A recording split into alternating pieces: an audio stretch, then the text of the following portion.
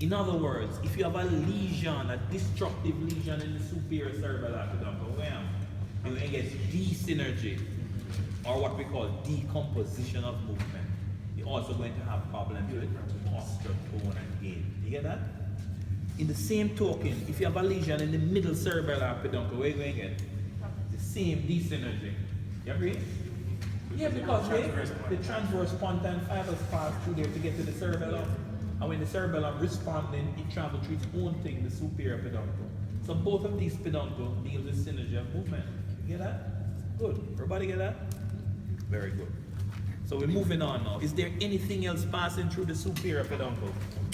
Remember now, we said 95% of the superior peduncle is what? Fibers leaving the cerebellum. What we call them? Dentator, rubrothalamic, and interpositor rubrothalamic. Remember now, this neuro is a house we're building. You know, bottom floor first, second floor, third floor, swimming pool, all these things, right? So everything, well, at the end of the day, we'll have the big picture.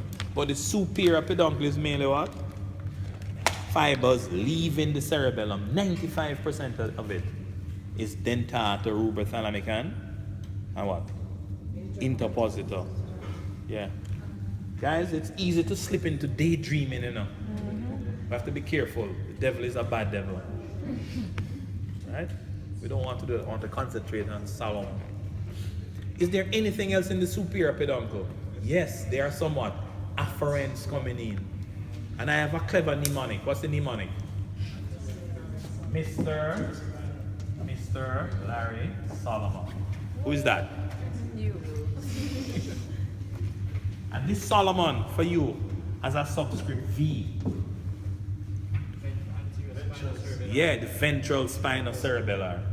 So what is, so look here now. If I tell you what the M is, you're going to laugh. The M is trigeminocerebellar. So why didn't I use a T? Because you have to love yourself.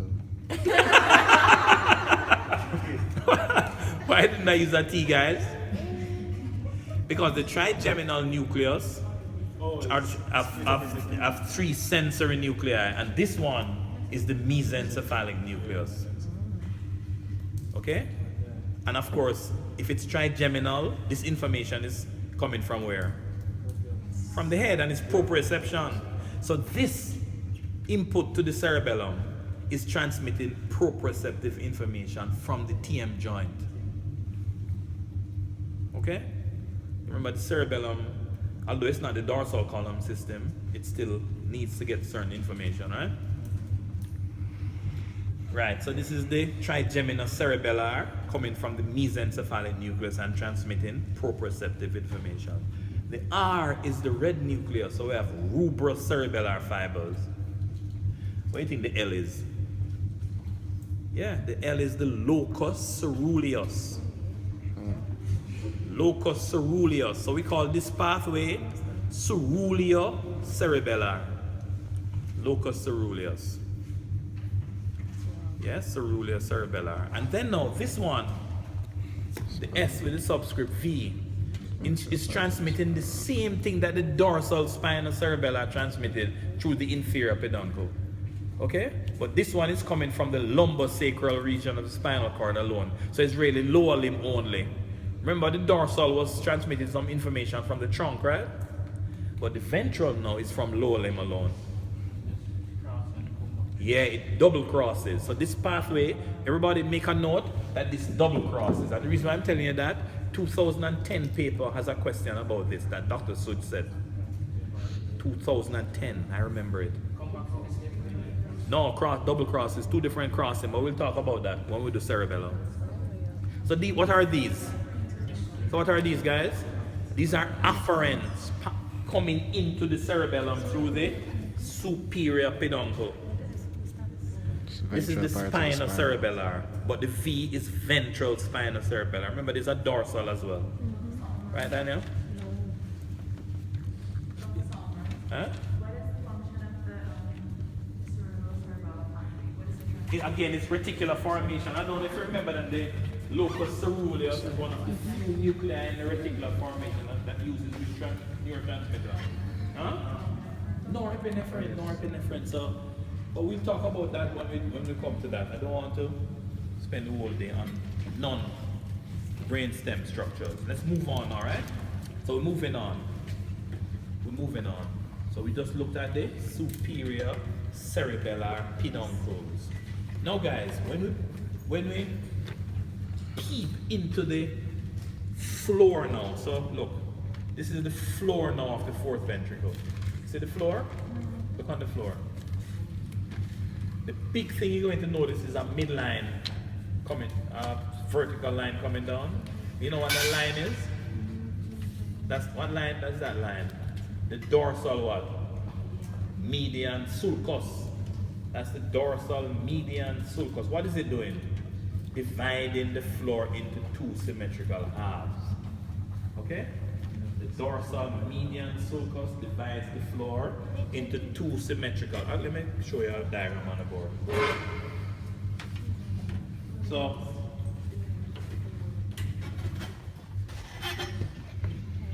look here, guys. So this is the rhomboid fossa now. Rhomboid fossa. Rhomboid fossa. That's the rhomboid fossa, right? We have a midline dorsal median sulcus that divides it into two symmetrical halves. And then now, each half is going to have a faint little line coming down. That's the sulcus limitans. So each symmetrical half is further divided into two parts by the sulcus limitans. So you can say it's divided into a medial part and a lateral part. What is the big thing we need to know about what's in this medial part? The facial colliculus. So the facial colliculus is the big thing that's in the medial part. And what is the facial colliculus? It represents the what? Facial nerve fibers wrapping around the abducens nucleus. Okay? Now, there are several things in this lateral half of the floor, but the main thing that I want you to take away is the vestibular nuclei is in the lateral part of the floor of the fourth ventricle, vestibular nucleus. And this nucleus is divided into four subgroups of nuclei. When you come to cerebellum, we're going to talk about that. Okay? Anything else of importance we need to talk about for this floor? Yes, we want to talk about the what? Vagal trigone and the hypoglossal trigone at the bottom. But we're going to talk about that. Let's leave those for a different time. But just to mention that. So guys, this is what I want. This is the take-home message now. Everybody with me?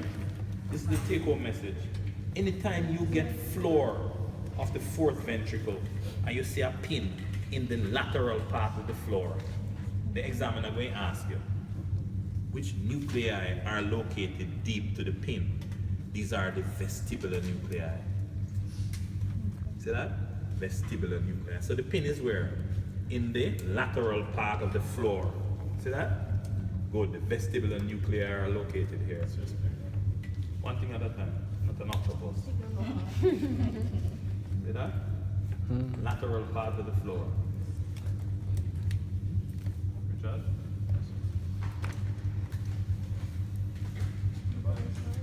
Very good. Alright, let's move on now. Now guys, so look, notice that the thing tapering off. So the fourth ventricle has a contribution from the pons, and the caudal part of it has a contribution from the medulla, right? So the open part of the pons and the open part of the medulla. But look, the medulla eventually now tapers down, and we're seeing some bumps. We're seeing a bump. Look, see that bump? See that bump, guys? Look on that bump. Remember now, we're still in the brainstem, you know. See that bump? Liz? Good. See that bump? Now this bump represents the what? Gracile nucleus. See it? Gracile nucleus. Sorry. Gracile nucleus. You want to take a picture? See that? Gracile nucleus. So these things, you know, you just open the nether atlas and squat off the picture. Get it in the front of your hemisphere. See that? But first it has to get into the hippocampus for the short-term memory, and try to concentrate and hold it there. If you can hold it there for 20 minutes, just slide it to the longer. Sorry. Next series. That's the one. Actually, that's the gracile tubercle. You can't see the nucleus because you know a nucleus is a what? Collection of nerve cell bodies in the CNS. Do you see the cell bodies here? No. So it's called the gracile tubercle. But deep to the tubercle now is the nucleus. It's a good thing I have more, so I can show more. Look on that. What is that? That's the what? Gracile tubercle. See that? Gracile tubercle. See that? That's the what? Gracile tubercle. Gracile tubercle. Richard? Gracile tubercle. What is that? Gracile tubercle. Let's make sure I have enough time to have lunch.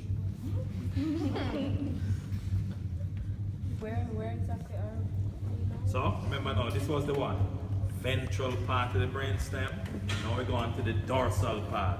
We were in the floor of the fourth ventricle. We have gone down a little further now into the medulla. And the first part of the medulla on the dorsal side, we see a bump in the midline. That midline bump is the what? Gracile tubercle. Deep to that gracile tubercle are the gracile nuclei. Very good. Now, what sensation is going to synapse with these gracile nuclei? So dorsal column systems, right? And basically coming from where? Mid-trunk to lower limb, right? Good. So mid-thoracic region and down. So this is conveying, and I want to tell you, a lot of the lecturers are going to tell you that this gracile nucleus has to do with proprioception. It has nothing to do with proprioception. So make a note and you can read it up. Solomon says that the gracile nucleus has nothing to do with proprioception. However, it has to do with two-point touch, vibration sense, and pressure from the mid-trunk, lower trunk, and lower limb. So mid-thoracic region and lower limb. Okay? Alright. It goes to a different nucleus called nucleus Z. You guys don't know about that yet? Which means that you're not reading the bar, the U bar. So this is, what color is this? Pink.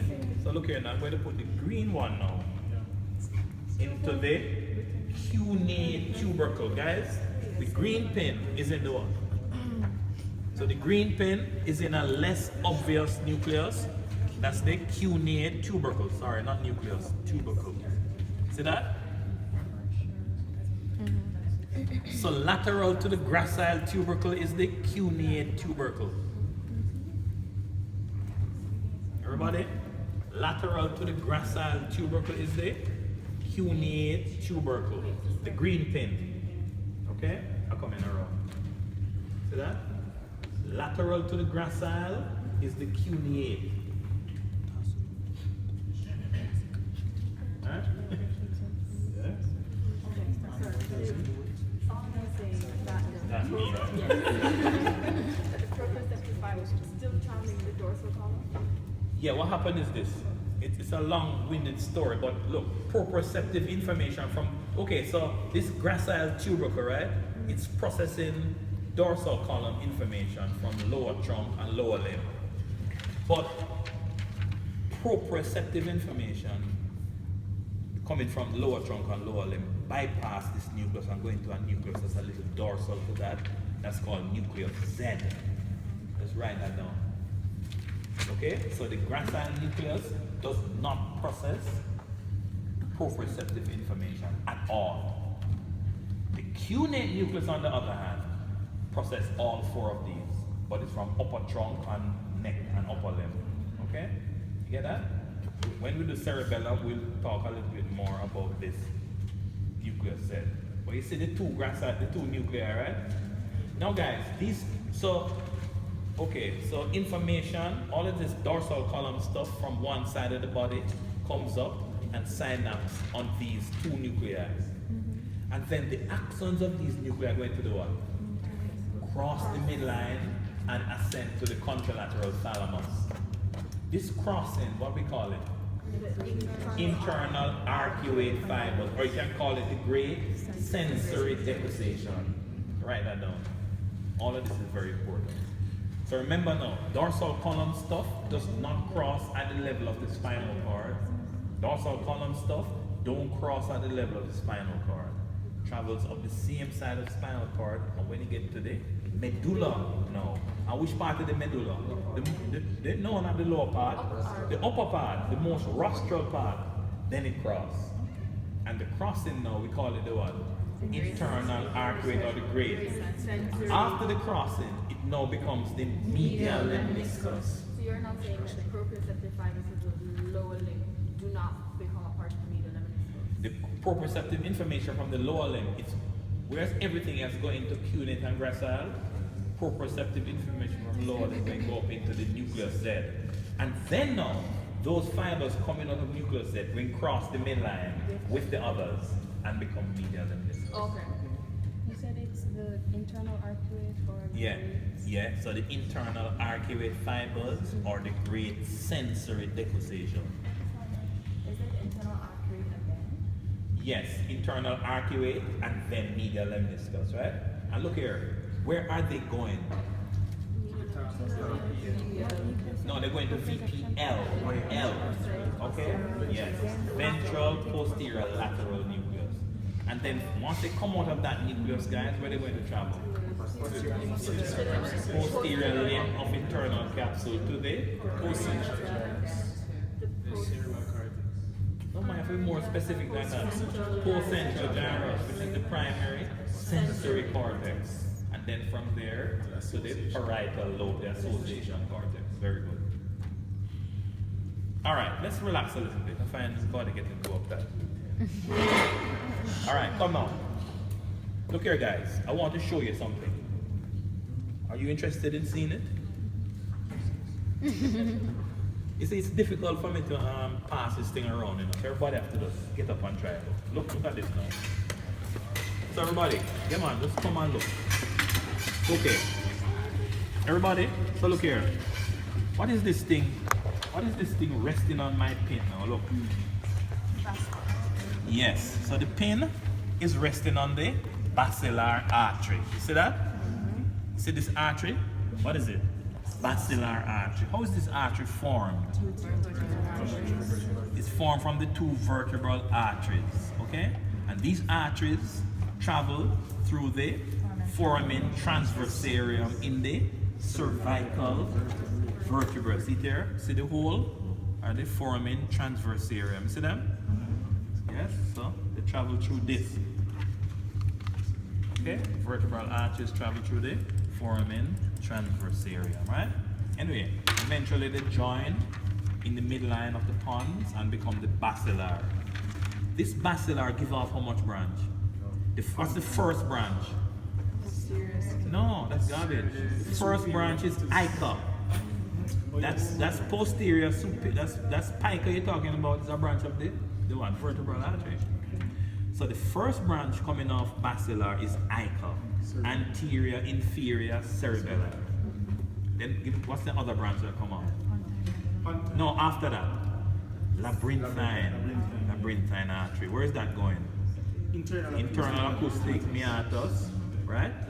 To supply the inner ear apparatus and so on. It also supplies the facial nerve, by the way. And then after that now, we have pontine branches. And there are some big ones and small pontine branches. Then after the pontine branches, we have, there's a girl, I'm not here, my brother. Just tell him that I can't talk to him now. Hello? I'm not that busy. He's a little busy right now. We'll call you back. He said he's don't want to talk to you. Let's put it off. No, I can't. He was like, I hear you in the back. Okay, what are we talking about now? Right, so after the pontine branches, what are we talking about? Right, after the pontine branches now we have the big one, superior cerebellar. Good. And then finally what we have? Posterior cerebral. Very good. So look at this now, guys. So look at this. This is what I want to show you now. Look. What I want to show you are these two final branches. Look. These two final branches. I want you to see the superior cerebellar and the posterior cerebral. See that? Yes? I want you to see the superior cerebellar and the posterior cerebral. But I want you to look on this guy that's coming up between the two of them. See that? This is the third nerve. Which one is superior, which one is posterior? So this one here is the superior cerebellar, and the big one, last one, is the posterior cerebral.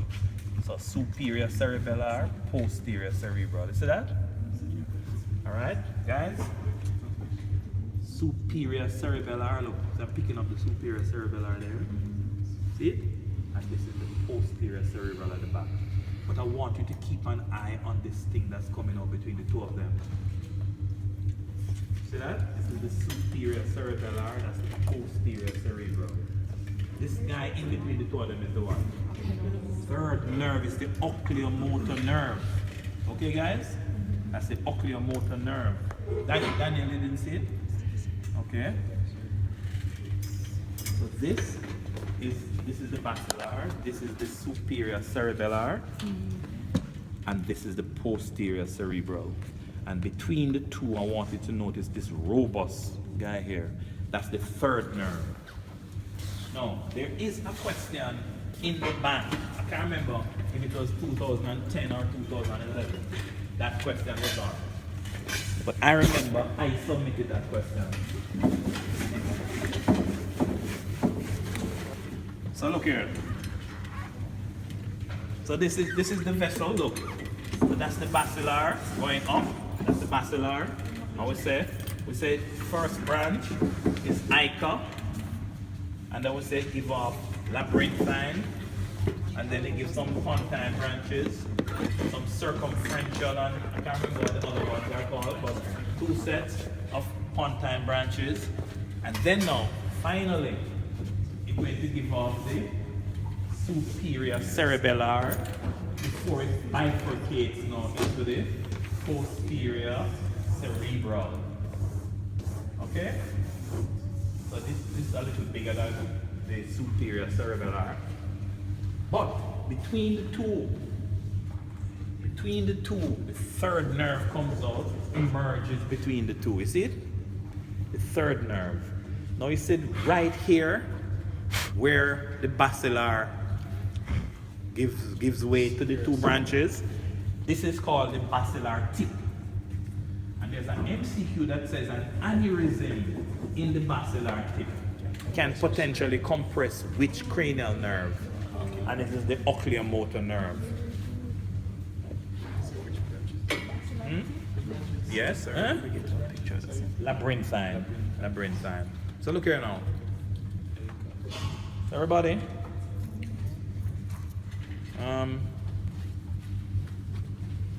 So you remember, let me ask this girl here. No, just relax, man. We are all friends. I'm not trying to make you feel bad. No, seriously. Just have a just relaxed attitude in this thing. So you see the third nerve, which fibers, what kind of fibers travel in the third nerve? What kind of fibers? Are there sensory fibers? No, just whatever. If you say you're wrong, if you tell me garbage, I'll just say garbage. We all laugh and forget about it. What do you think? Yeah, so look here, guys. Remember the mnemonic? LR6 SO4 3. These are the three cranial nerves that supply the muscles of the eye, the extraocular muscles. So the sixth cranial nerve supply the lateral rectus. The fourth cranial nerve supply the superior oblique, and four others are supplied by the third nerve. So this third nerve is motor to most of the extraocular muscles. Which muscles are we talking about? Superior rectus, inferior rectus, medial rectus. and inferior oblique. Those are all supplied by the third nerve. What else the third nerve supply? The levator palpebrae superioris for lifting up the eyelid. So it's a big nerve. You get that? But which other fibers run in the third nerve? I'm asking this lady here. What's your name again? Huh? Chloe. Chloe don't want me to ask her anything. Chloe's a bad girl. Alright, so anybody? Which other fibers run in the third nerve? Parasympathetic fibers. You get that? Write that down. Parasympathetic fibers run in the third nerve in addition to the motor fibers. Yes, so the third nerve is mostly motor, but it also have what? Parasympathetic fibers. What are these fibers called? Edinger-Westphal fibers. Edinger-Westphal fibers. What are these fibers for, guys? No, not accommodation. Yeah, accommodation, but mainly for constriction of the pupil. Pupillary light reflex. Pupillary light reflex. What am I telling you this for? You see, anytime you get a compression of the third nerve, the first thing to go is the light reflex. Yes, it's gonna be wide all the time. Yes. So when you know the man come in, a 75-year-old man comes to you, his son brings him in and said that he noticed from the other day the father is behaving strange and him have hypertension for the last 40 years and all of a sudden him start behave strange, right? And you said to yourself, boy, this 74-year-old man, what could be causing him to behave so strangely? Then him tell you that his father also complain of blurred vision, headache and all those things. And you're a little man in balaclava with a little private practice. You have one bed, a chair, and a little nurse, and you have your flashlight. So what you do now? You tell him to sit down, and you shine your light in his eyes, and you're looking for the light reflex. And if the pupils do not constrict, you're going to get suspicious. And what are you going to do? Send him off to UE, to the neurology clinic. Okay, you're going to refer him to the neurology people and say that this 75-year-old man has presented with sort of, we call it blurred vision, headache, and whatever. And when you checked, you never get a light reflex. So you're worried that he may have raised intracranial pressure. Please accept this patient. Right? When them do them testing, what did them find? The man have a neoplasm, have a tumor, a space occupying lesion in his brain. And it turned out to be a glioma. Can you imagine that? Terrible. Anyway, so everybody see the third nerve, right? Good. Now, what else can we see, guys? Look at this. Everybody, look at this. This one is a little rough, so you have to come up close and look. Look what I noticed. Guys, see a little thread way over yonder. Look at the thread. See the thread? That's the trochlear nerve coming out, see? So this nerve is still emerging between the two same vessels, but it's way yonder. Look at the thread. This thread is the fourth cranial nerve. That's the trochlear nerve. See? The little thread there, that's the trochlear nerve. So this nerve also emerges between the superior cerebellar and the posterior cerebral, but it's way over. You see it? Now, what is interesting about this nerve, guys? This trochlear nerve. Is there anything you want to tell me about it? See there? Yeah, it is the only cranial nerve that arises on the dorsal surface. And then it pop up the thing and come around there. See there? Okay? That's the what? The trochlear nerve. Way down in the gully there. Look on it. See? Way down there. See there? Beautiful.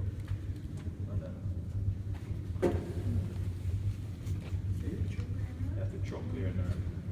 So the trochlear nerve emerges from the brainstem on the dorsal side of the brainstem. In fact, it comes out below the inferior colliculi. Right? And just swing around like that. To go supply. Okay.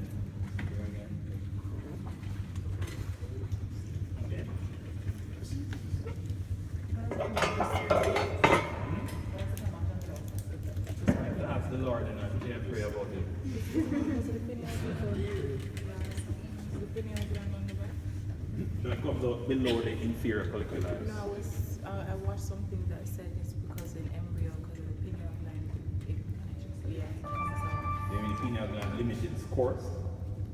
Not limits, but it's the way it develops. It like I pushes don't it know. around the back or I've something. been praying about it, but I understand it better by and by.